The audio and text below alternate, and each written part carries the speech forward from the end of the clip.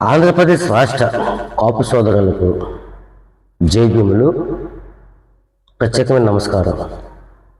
అయ్యా, ఆంధ్రప్రదేశ్ రాష్ట్ర కాపు సోదరులారా, కాపు నాయకులారా, మీకు దళిత సామాజిక వర్గానికి చాలా చాలా అన్యూనమైన, చాలా అద్భుతమైన, చాలా విలువైన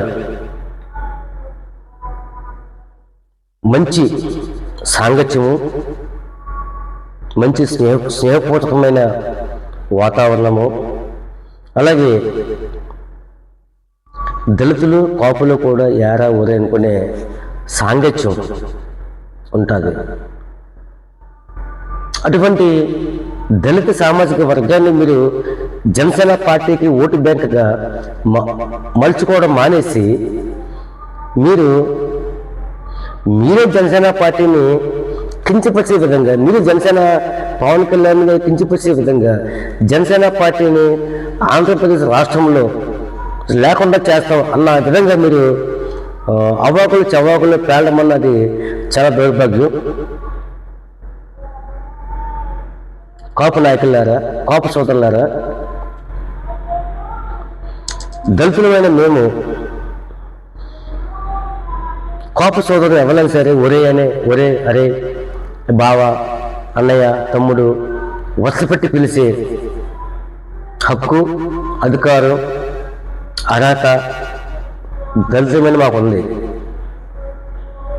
అలాగే మీరు కూడా కాపు సోదరులు మీరు కూడా మా ఓడలకు వచ్చి, మా ఇంటికి వచ్చి, మాకు కుటుంబంలో జరిగే ఫంక్షన్లకు వచ్చి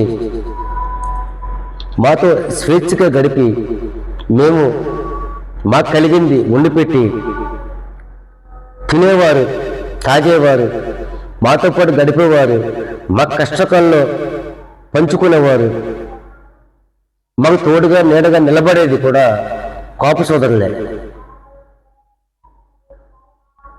మీరంటే దళితులకు చాలా చాలా అమూల్యమైన, అతి విలువైన గౌరవం, మర్యాదలు ఉంటాయి. కానీ మీరు మాట్లాడే మాటల వల్ల, మీ యొక్క ప్రవర్తన వల్ల మీరే జనసేన పార్టీని, జనసేన నాయకుల్ని కించపరిస్తే మాలాంటి దళిత సామాజిక వర్గం, దళిత సామాజిక వర్గం చెందిన వ్యక్తులు పవన్ కళ్యాణ్ గారికి ఏ విధంగా మేము మా యొక్క దళిత సమాజానికి సంబంధించిన వ్యక్తులు ఏ విధంగా మౌల్డ్ అవుతారు? మీరు ఫస్ట్ జనసేన పార్టీని గ్రౌండ్ లెవెల్లోకి తీసుకెళ్ళండి.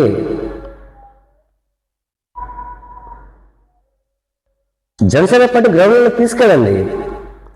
ఒక దళిత సామాజిక వర్గంలో పవన్ కళ్యాణ్ ఆలోచన అంటే చెప్పండి. పవన్ కళ్యాణ్ గారి యొక్క సిద్ధాంతాలు తెలియపరచండి.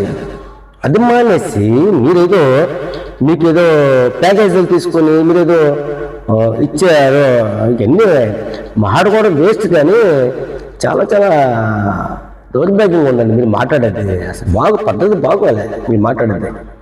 కాపు నాయకులారా, మీరు పెద్దన్న పాత్ర తీసుకోండి. మీరు పెద్దన్న పాత్ర తీసుకుంటే మీ వెనకాల రావడానికి మాలాంటి దళిత వ్యక్తులు సిద్ధంగా ఉన్నాం.